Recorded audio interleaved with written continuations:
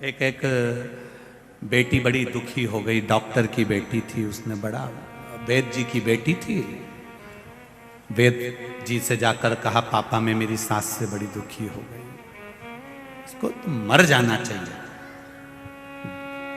वेद जी ने कहा बेटा इतनी सी बात, मैं तेरे को पुड़िया बना कर देता हूं, 4 महीने के अंदर तेरी सास निपट जाएगी। बस तुझसे एक निवेदन है, 4 महीने तू अच्छे से सेवा करना, चुप रहना, उसके सत्कार करना। वो इतनी लड़ती है, मैं क्या सत्कार करूं, तू तो सत्कार कर ले, तुझे मालूम है 4 महीने बाद मरने वाली है। 4 महीने की पुड़िया वेद जी ने बनाकर दे दी, इसने खाने में मिलाकर खिलाना चालू करा। ये सास गाली देती, ये कुछ जवाब ही नहीं देती, क्योंकि इसको तो मालूम है डोकरी 4 महीने बाद निपट जाएगी। बोले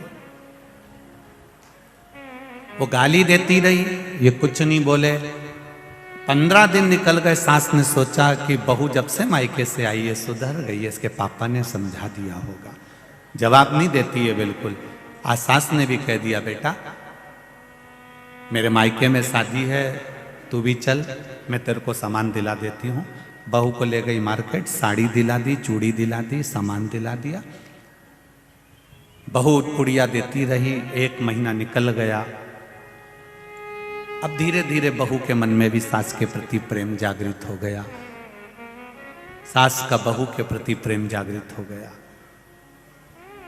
2 महीना पुड़िया खिलाते हो गए। 3रा महीना जब लगा, बहू अपने पापा के घर गई। पापा मेरी सास को मैं मरता हुआ नहीं देखना चाहती, उसको और उम्र बढ़ा दे, ऐसी कोई औषधि दे, ऐसी कोई औषधि दे दो जिससे मेरी सास की उम्र बढ़ जाए। मैं उसको मारना नहीं चाहती, उसके जैसी तो कोई है ही नहीं। पापा वो अपशब्द कहती थी, पापा आपने मुझे पुड़िया देकर चुप करा दिया। मैंने चुप रहना सीख लिया तो मेरी सास खुद आशीर्वाद देना चालू कर दी। ये पुड़िया हमारे पास में होना चाहिए। ये पुड़िया कोई महाराज तुमको नहीं देगा, ये बेल भभूति की पुड़िया कि तुम्हारे घर में शांति हो जाए। शांति हमको अंदर से उत्पन्न करना पड़ेगी, भीतर से करना पड़ेगा। ना तो सियोर वाला महाराज देगा और ना कोई महाराज देगा तुमको कोई बेल भभूति, और ना हमारे पास में है। हम तो केवल जो पुड़िया है ये शिव महापुराण है।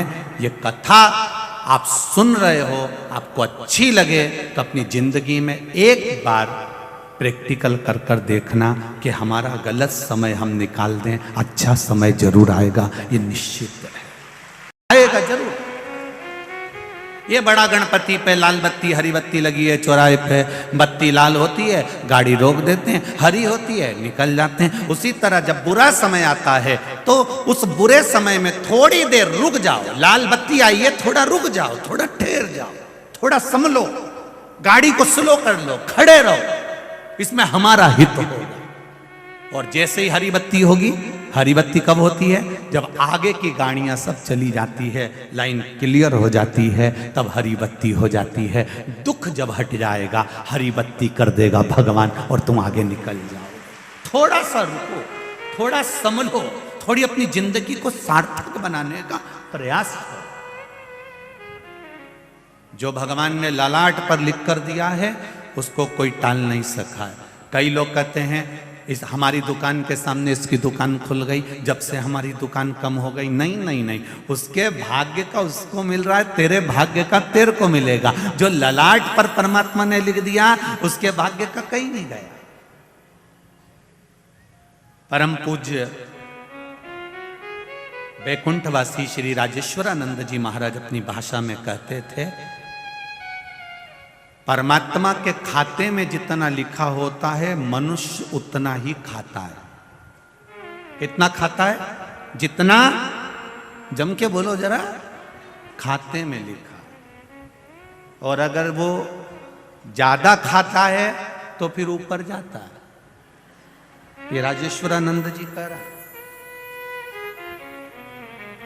वैकुंठवासी श्री राजेश्वरानंद जी ने अपनी वाणी में अपने रामचरितमानस के अंतर्गत वर्णन किया, खाते में लिखा है उतना ही खाएगा, और अगर ज्यादा खाता है तो सीधे खाते से ज्यादा कोई नहीं खा सकता।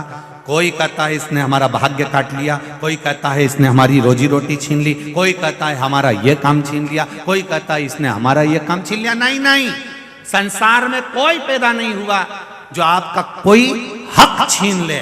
आपके हक का आप 7 ताले में भी बंद हो जाओ, आपको आपके हक का मिलेगा जरूर। भगवान ने पेड़ दिया है तो पोषण भी करेगा जरूर, उसके ऊपर नहीं।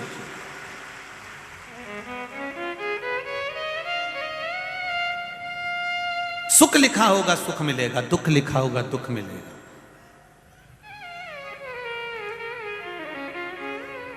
हमको तो इतना बड़ा कार्य मिल रहा था, हमको इतना बड़ा टेंडर मिल रहा था, दूसरे ने भांजी मार दी, वो टेंडर ले लिया। ले लेंगे जाना, उसने भाग्य में लिखा होगा तो इससे जोरदार मिलेगा। बस भरोसा मत तोड़ना, तो विश्वास मत छोड़ना, तो उस परमात्मा पर पूर्ण भरोसा कर कर रखना। और जब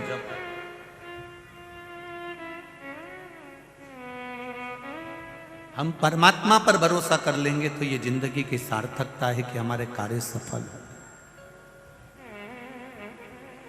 कोई कहता है हमको अंग्रेजी आती है, कोई कहता है मेरे को 2 भाषा आती है, कोई कहता है मेरे को 3 भाषा आती है, कोई कहता है मुझको हिंदी आती है, कोई कहता है मुझे तमिल आती है, कोई कहता है मुझे मराठी आती है, कोई कहता है मुझे संस्कृत आती है, कोई कहता है मुझे इंग्लिश आती है, कोई कहता है मैं फारसी भाषा बोल लेता हूँ।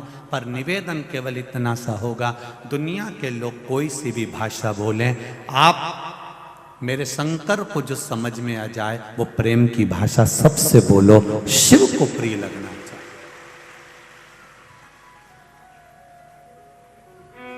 मेरे शिव को जो प्रिय लग जाए वो भाषा तुम्हारी होना चाहिए। मेरे महाकाल बाबा का जो प्रागट्य हुआ है उज्जैनी में, अवंतिकापुरी में, उस जगह पर कोई ना मंत्र पढ़ा गया था, ना कोई तप किया गया था, ना कोई साधना करी थी।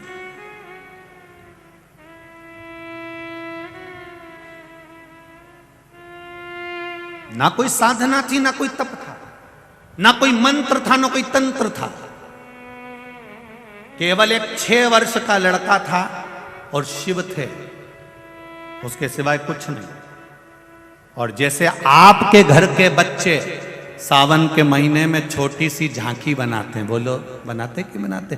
घर घर के गांव में तो छोटे छोटे बच्चे ऐसी वो डंडी तोड़ लाते हैं, ऊपर सब डंडा बांध बुना के उस पर पत्ता पत्ती डाल के नीचे मिट्टी घोल के शिवलिंग बना देते हैं, फिर उसमें छोटा सा बल्ब लगा देते हैं, फिर पत्ता पत्ती तोड़कर उसको सजा देते हैं। शिवरात्रि पर सावन के महीने में बच्चे बहुत झांकी बनाते हैं। अब लोगों ने वो तो ये नाटक और फिल्मों ने बच्चों को बर्बाद कर दिया, नहीं तो पहले गांव में छोटी छोटी झांकी शिवरात्रि पर और सावन महीने में तो खूब बनती थी। और बच्चों को ये भी नहीं मालूम पड़ता था कि ये जो बेशरम की डंडी है ये नल्ले के पास लगे, हम तो उससे भी भगवान की झांकी बना देते थे,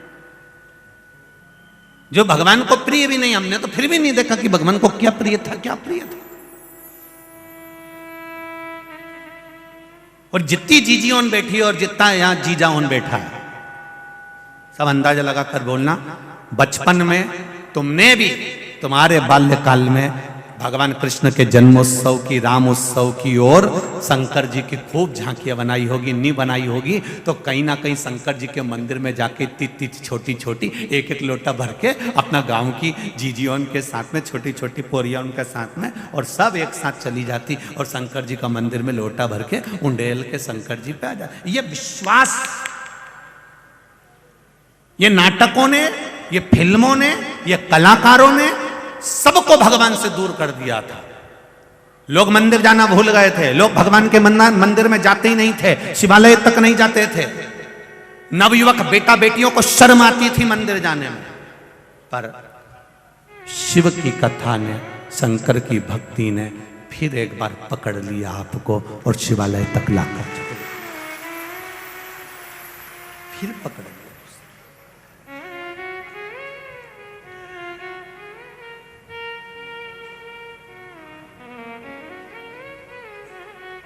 कितना शिव की भक्ति, कितना अनुमोदन।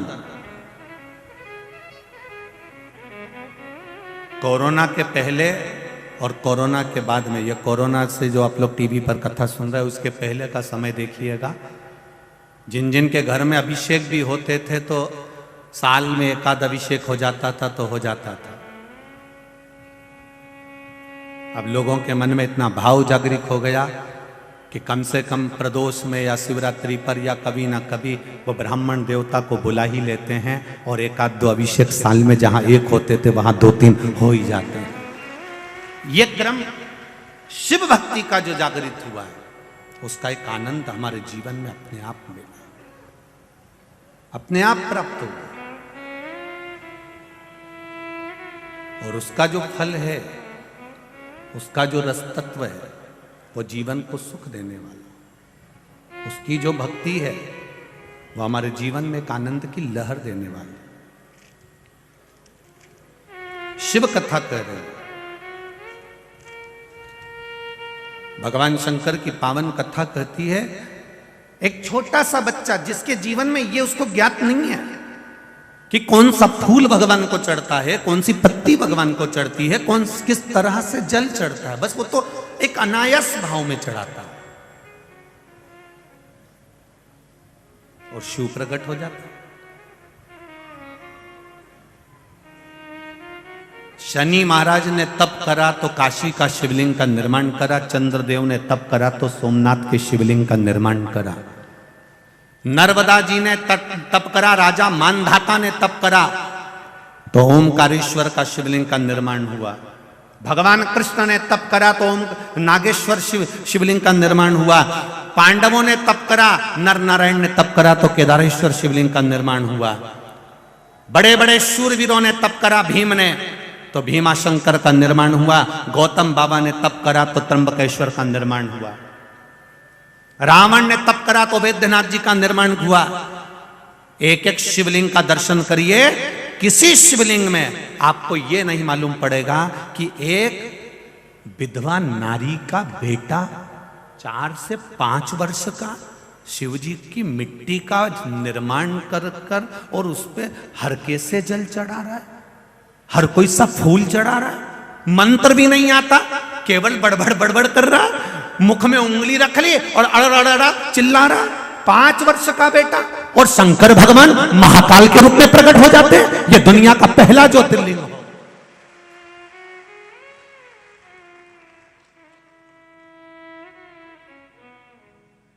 ये 12 ज्योतिर्लिंग में एक ज्योतिर्लिंग ऐसा है जो केवल तुम्हारा दिल देखता है, तुम्हारा मन देखता है, तुम्हारा चित्त देखता है, तुम्हारी वृत्ति देखता है। किसी ज्योतिर्लिंग में भगवान के नयन नहीं बनाए जाते, किसी ज्योतिर्लिंग में भगवान की मूंछ नहीं बनाई जाती, किसी ज्योतिर्लिंग में भगवान का चेहरा नहीं बनाया जाता, पर यह ज्योतिर्लिंग में भगवान का चेहरा भी बनता है। उसका कारण केवल इतना है, बच्चे को समझाएं तो समझाएं कैसे? बच्चे ने जो खिलौना देखा है ना, बच्चे को वही खिलौना चाहिए। और बच्चे को माँ ने जैसा समझाया था कि भगवान शंकर कैसे होते हैं, उनकी तो मूंछ होती है, उनके तो बड़े बड़े नेत्र होते हैं, उनके तो त्रिपुंड लगा होता है, उनकी तो तीसरी आंख होती है, उनके तो गले में रुद्राक्ष की माला होती है। शंकर भगवान पार्वती जी से बोले अब इसको समझाऊं कैसे? अगर मैं शिवलिंग बनकर प्रकट हो गया तो भी नहीं समझेगा, तो इसको रूप तो दिखाना पड़ेगा। तब राजा, उसी समय पर राजा चंद्रसेन ने उस समय भगवान का श्रृंगार का सुख पाया। और भगवान का जब विग्रह का श्रृंगार हुआ तब राजा का विग्रह, जो महाकाल राजा का श्रृंगार किया गया, तब बच्चे के मन को तृप्ति हुई कि मेरा महादेव ऐसा लगता है। उसने जो खिलौना देखा था वो उसको नजर आया, उसको दिखा।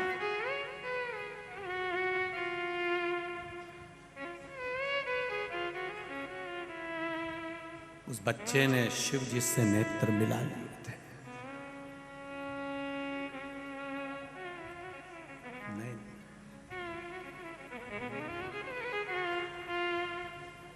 बचाई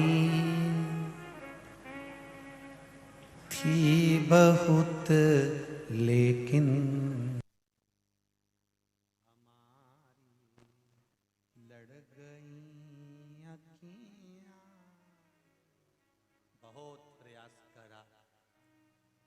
भगवान तो भी लड़ जाते हैं।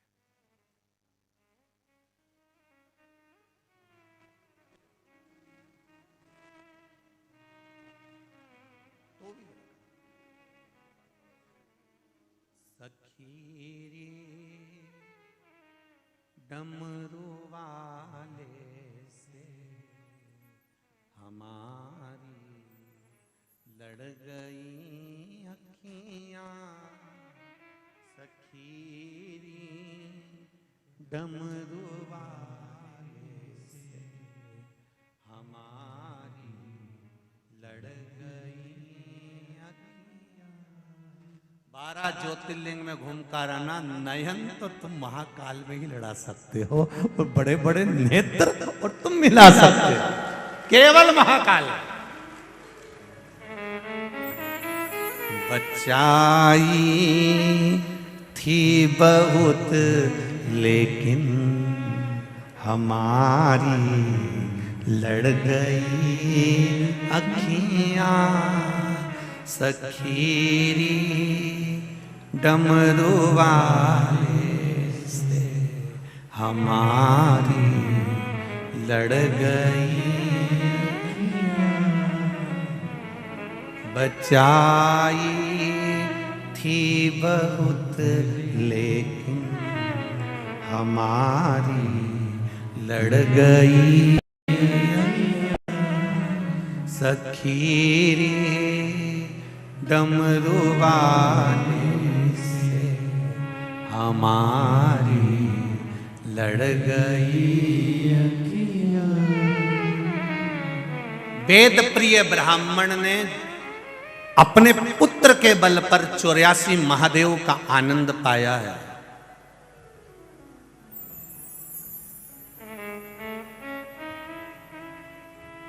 चौरासी महादेव का आनंद पाया।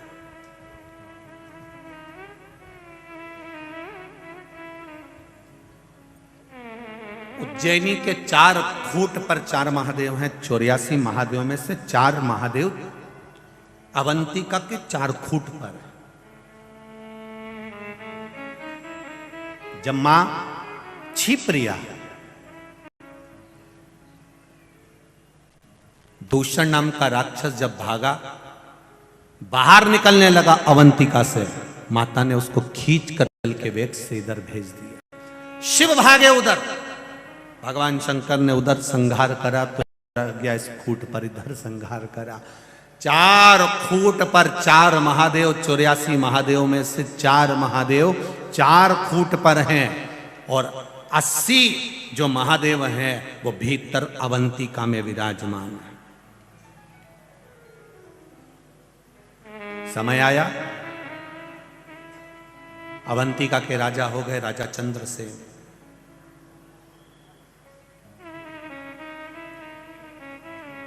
राजा चंद्रसेन ने नियम बना लिया, ये ब्राह्मणों की देन, ये अवंतिका में जो 84 महादेव है, ये ब्राह्मणों का सुख देने वाले, अपने बच्चों की जिसने बलियां दे दी हैं, अपने बच्चों को निछोड़ता हुआ जिन ब्राह्मणों ने देखा है,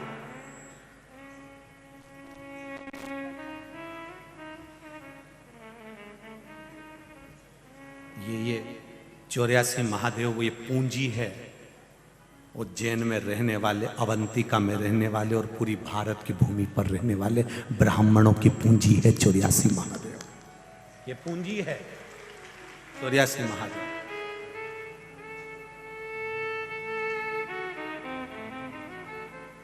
कितना सुंदर कहा है स्कंद पुराण में और लिंग पुराण के अंतर्गत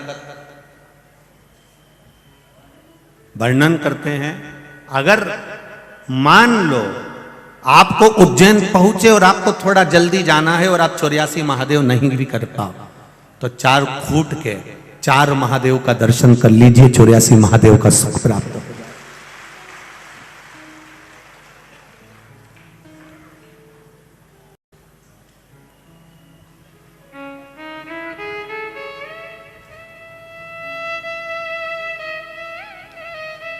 उज्जैन गोपाल मंदिर के पुजारी जी आदरणीय रामचंद्र जी भार्गव या शर्मा लिखते हैं महाराज, जब पूर्व में 84 महादेव हमने करे, उस समय पर जब वो एक एक महादेव का जो वर्णन करते थे,